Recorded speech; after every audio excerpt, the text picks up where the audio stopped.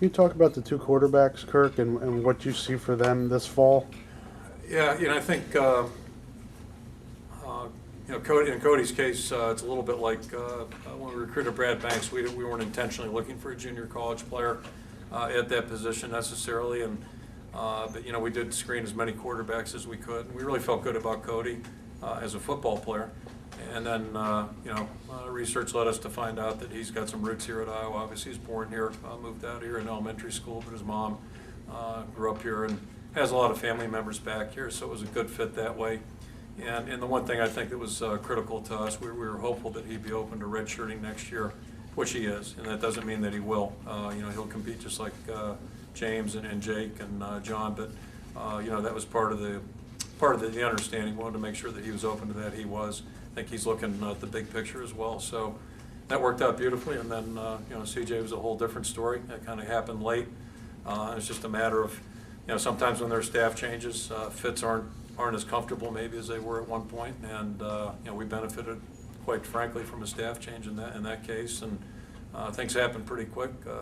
Ken O'Keefe went down and spent a day with CJ and was really impressed with him, his football intellect, just his way of answering questions on the board, that type of thing. We already knew he's a good player, and just turns out to be a tremendous young man. So he came up this weekend, and fortunately they were really comfortable. He and his dad were really comfortable with what they saw at the program, the school, and the community, and it just worked out really well. So we really we didn't necessarily start out looking for two quarterbacks, but that's the way it ended up. And I think as a result of that, we're going to be in pretty good shape at that position for a while, and that's certainly important on any football team.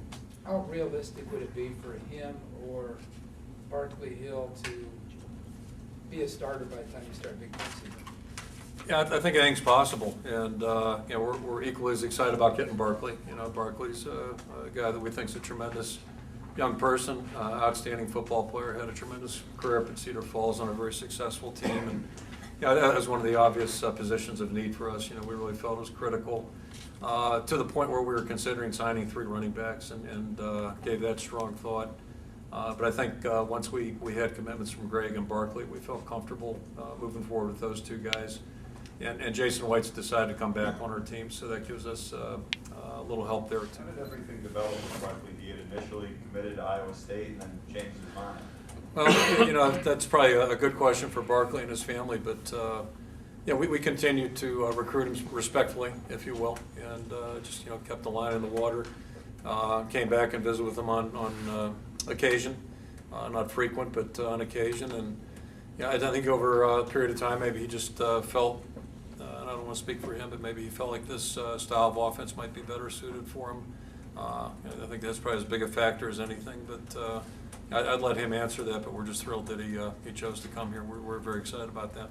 The attrition you've had on the defensive line this year with graduates and before, how realistic is it that one or more of your recruits could see playing time or compete for starting position this year? Yeah, I think playing time's realistic. Starting hopefully won't be the case. I think that's a tough challenge on either side of the ball up front. But that clearly is a big concern for us. I think the 2 bigger guys, certainly Jalil and Faith, have a better opportunity maybe coming in and contributing next year just because of physical maturity. Connor Cornbreath come in as your #1 punter?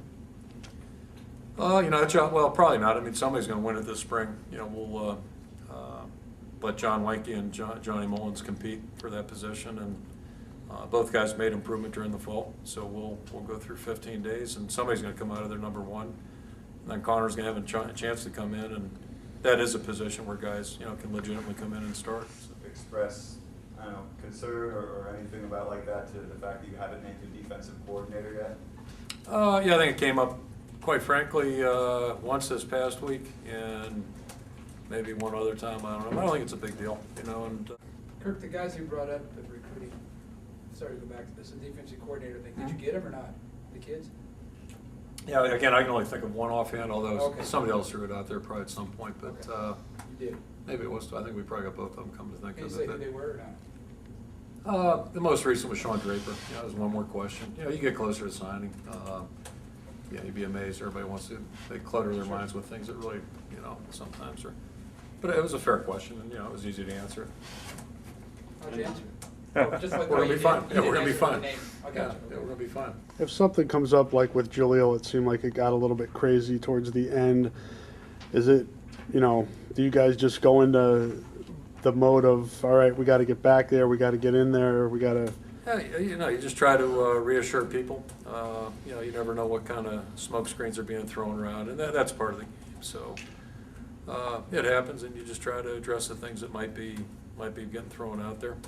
And try to take them head on. That's all you can do. And sometimes you have to use your imagination, and after a while, it becomes pretty clear what other folks are saying. So it's not like it takes Dick Tracy to figure it out, and you just try to address it and be proactive. Aaron Curry recruitment, you guys ended up missing on him. Did that get awkward with Rick moving to Nebraska? And I don't think so. I mean,